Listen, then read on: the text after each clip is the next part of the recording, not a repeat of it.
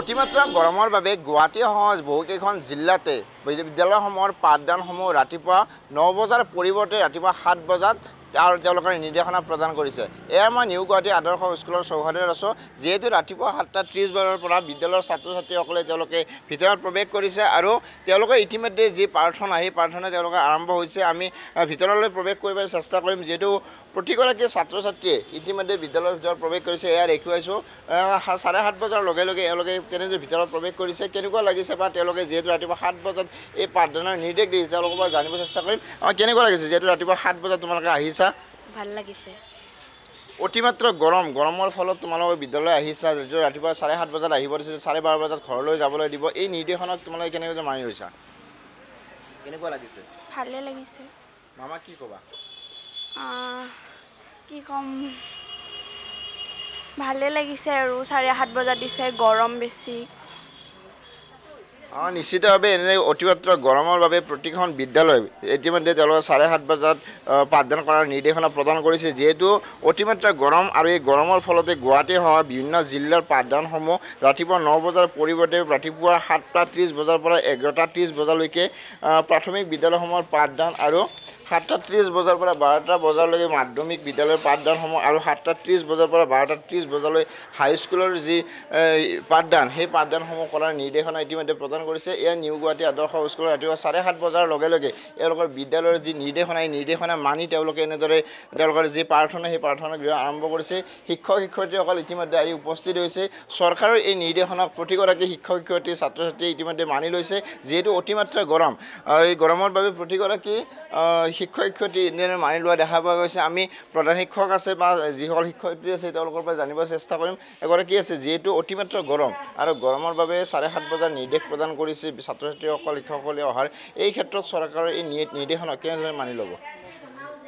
এইটো গৰমৰ কাৰণে কৰিছে চৰকাৰে, গতিকে এইটো ছাত্ৰ ছাত্ৰীসকলৰ বাবে অসুবিধাৰ্থে কৰা হৈছে, যাতে বেমাৰ নপৰে। অতিমাত্ৰা গৰম হৈছে, ইয়াৰ কাৰণে ল'ৰা ছোৱালী আমাৰ ছাত্ৰ ছাত্ৰীসকল উপকৃত হ'ব বুলি আৰু ইহঁতৰ ক্ষতি নহ'ব কোনো। নিশ্চিতভাৱে প্ৰতিগৰাকী ব্যক্তি ইতিমধ্যে মানি লৈছে। আমি আগুৱাই যাবৰ চেষ্টা কৰিম, যিহেতু তেওঁলোকৰ প্ৰাৰ্থনা গৃহ ইতিমধ্যে আৰম্ভ হৈছে। প্ৰতিগৰাকী যিহেতু চৰকাৰে নিৰ্দেশ দিছিল যে ৰুমৰ ভিতৰত অৰ্থাৎ কোঠালীবিলাকৰ ৰুমৰ ভিতৰতে তেওঁলোকৰ যি পাঠদান সেই পাঠদান কৰিব যে প্ৰতিটো কোঠালীৰ ভিতৰতে দেখুৱাইছোঁ আমি NB নিউজৰ দৰ্শকসকলক। প্ৰতিটো ৰুমৰ ভিতৰত বা প্ৰতিটো কোঠালীৰ ভিতৰত ইতিমধ্যে ছাত্ৰ ছাত্ৰীসকলে তেওঁলোকৰ যি প্ৰাৰ্থনা সেই প্ৰাৰ্থনা তেওঁলোকে আৰম্ভ কৰিছে। আমি পুনৰ ক'ব বিচাৰিছোঁ যে গুৱাহাটীসহ ৰাজ্যৰ বহুকেইখন বিদ্যালয় মহাবিদ্যালয়ত ইতিমধ্যে পাঠদান আৰম্ভ হৈছে। চৰকাৰৰ যি নিৰ্দেশনা এই নিৰ্দেশনাৰ পিছতে বহুকেইখন জিলাতে ৰাতিপুৱা 9 বজাৰ পৰিৱৰ্তে 7:30 বজাত তেওঁলোকৰ যি পাঠদান সেই পাঠদান কৰাৰ যি নিৰ্দেশনা দিছিল, যিহেতু 7:30 বজাৰ পৰা 11:30 বজালৈকে প্ৰাথমিক বিদ্যালয়ৰ পাঠদানসমূহ, 7:30 বজাৰ পৰা 12 বজালৈ মাধ্যমিক পাঠদানসমূহ, এনেদৰে প্ৰতিগৰাকী ব্যক্তি ইতিমধ্যে এনেদৰে পাঠদান কৰিছে। এয়া আমি দেখুৱাইছোঁ চৰকাৰৰ নিৰ্দেশ মানি। চৰকাৰৰ নিৰ্দেশত তেওঁলোকে প্ৰতিটো কোঠালীতে তেওঁলোকৰ যি এই পাঠদান তেওঁলোকে আৰম্ভ কৰিছে। শিক্ষকসকলে সময়মতে তেওঁলোকৰ উপস্থিত হৈছে।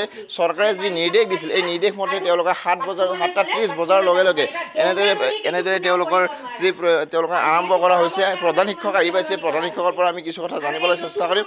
ছাৰ, যিহেতু চৰকাৰে যি নিৰ্দেশ দিছে অতিমাত্ৰা গৰম আৰু এই গৰমৰ ফলত চৰকাৰে যি নিৰ্দেশ দিছে ৰাতিপুৱা 7 বজাৰ পৰা 12 বজালৈকে যি পাঠদান, এই পাঠদান আপোনালোকে কেনেদৰে আঁকোৱালি লৈছে? যিহেতু উৎকট গৰম পৰিছে, 7:30 বজাৰ পৰা ল'ৰা ছোৱালীখিনি যেতিয়া আহে তাতে তেওঁলোকৰ সুবিধা হ'ব। অন্ততঃ 9টাৰ পৰা 3টালৈ বা 3:30টালৈ যিটো গৰম পায় সেইখিনি সময়, কিন্তু এটা সময় অৱশ্যে হ'ব 12:30 দুপৰীয়া, সেইখিনি সময়ত অলপ কষ্ট পাব, কিন্তু বাকীখিনি সময় ঠিকে পাব। আৰু যিহেতু আমাৰ মাজে মাজে পানীৰ খোৱাৰ কাৰণে ব্ৰেক দিব দিছে, সেইটো খুব ভাল হৈছে। এইখিনি বেয়া হোৱা নাই, এইটো কৰ্তৃপক্ষই ভাল সিদ্ধান্ত লৈছে। নিশ্চিতভাৱে ইয়াৰ লগে লগে তেওঁলোকে কথা কৈছে যে বিশুদ্ধ খোৱা পানীৰ লগত বা বৈদ্যুতিক বিজুলীৰ যি ফেন এনেধৰণৰ ব্যৱস্থা গ্ৰহণ কৰিব দিছে। এই ক্ষেত্ৰত হয়তো সকলোবিলাক সুবিধা আপোনালোকৰ বিদ্যালয়ত আছে? আছে। আমাৰ খোৱা পানীৰ ব্যৱস্থাও আছে আৰু প্ৰত্যেকটা ৰুমতে ফেনৰ ব্যৱস্থাও আছে। নিশ্চিতভাৱে এনেদৰে প্ৰতিখন বিদ্যালয়ৰ যিহেতু এই নিৰ্দেশনা এই যে চৰকাৰৰ নিৰ্দেশনা তেওঁলোকে মানুহে নিউ গুৱাহাটী আদৰ্শ স্কুলৰ যি ছাত্ৰ ছাত্ৰী শিক্ষকসকলে চৰকাৰৰ এই নিৰ্দেশনা তেওঁলোকে পালন কৰিছে তেওঁলোকে শিক্ষক শিক্ষয়িত্ৰীসকল বা ছাত্ৰ ছাত্ৰীসকল তেওঁলোকে ৰাতিপুৱা 7:30 বজাৰ লগে লগে তেওঁলোকে বিদ্যালয়ত উপস্থিত হৈছে আৰু তেওঁলোকৰ এই প্ৰাৰ্থনা তেওঁলোকে আৰম্ভ কৰিছে চৰকাৰে যি নিৰ্দেশ দিছিল তেওঁলোকে ৰুমৰ ভিতৰত যি প্ৰাৰ্থনা কৰাৰ কাৰণে প্ৰতিটো ৰুমৰ ভিতৰতে তেওঁলোকে বৈদ্যুতিক যি ফেন আছে এই ফেনৰ তলত তেওঁলোকে এনেধৰণে প্ৰাৰ্থনাবোৰ কৰি আছে এনে মোৰ সহযোগী দেখুৱাব অনুৰোধ জনাইছোঁ এনেকুৱা ৰুমৰ ভিতৰতে এনেদৰে তেওঁলোকে পাঠদান কৰি থকা দেখা পোৱা গৈছে যিহেতু চৰকাৰৰ এই নিৰ্দেশনা কাৰণ অতিমাত্ৰা গৰম আৰু এই গৰমৰ ফলত যিহেতু 9 বজা বা 8 বজাৰ পিছতে যিটো গৰম এই গৰমৰ বাবে ছাত্ৰ ছাত্ৰীসকলে ঘৰৰ পৰা আহিব নোৱাৰে আৰু যাৰ ফলত তেওঁলোকে সেই 7:30 বজাত এনেদৰে প্ৰতিখন বিদ্যালয়ৰ ছাত্ৰ ছাত্ৰীসকল উপস্থিত হৈছে আৰু পুনৰবাৰ ক'ব বিচাৰিছোঁ যে এনেদৰে গুৱাহাটী মহানগৰীৰ লগতে ৰাজ্যৰ বহুকেইখন বিদ্যালয়তে ইতিমধ্যে যি পাঠদান এই পাঠদান প্ৰক্ৰিয়া আৰম্ভ হৈছে যিহেতু 7:30 বজাৰ লগে লগে যি নিৰ্দেশনা দিছে এই নিৰ্দেশনাৰ পিছতে প্ৰতিখন বিদ্যালয় মহাবিদ্যালয়তে এনেদৰে পাঠদান আৰম্ভ হোৱা দেখা পোৱা গৈছে